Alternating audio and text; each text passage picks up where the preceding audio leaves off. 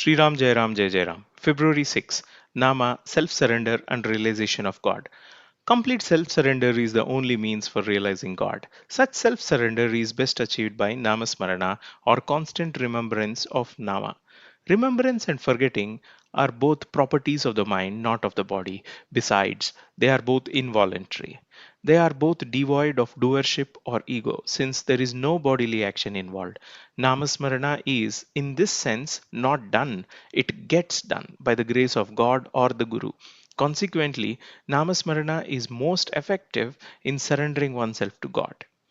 Self surrender has another sense, namely to stop activity of one's own volition in respect of action, speech, and thought. This, however, is not easy. Slow cycling, for instance, is more difficult than normal or fast cycling. Desisting from doing a thing may often be more difficult than doing it. Self surrender to the Sadguru means effacement of ego, that is, of the pride of doership. Namasmarana done at the behest of the Sadguru eliminates the sense that I am doing it. Indeed, it is the Sadguru who is prompting me in it, and therefore he is the doer, not I. Namasmarana is the means par excellence for achieving thorough self surrender.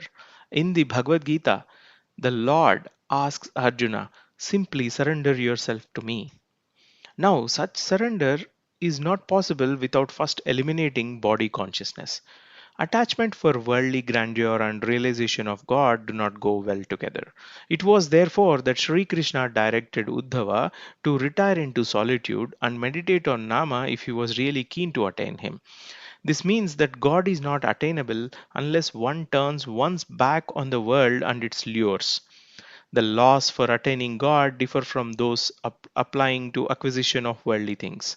To do the necessary bodily acts and to dispose of material things accordingly to satisfy a desire arising in the mind is the worldly way. It calls for translating an abstract idea into concrete act. With God, the situation is the reverse. Because the Supreme Being is extremely subtle, to attain it is going from the concrete to the abstract. The instrument to achieve this must therefore be one that takes the concrete to the abstract.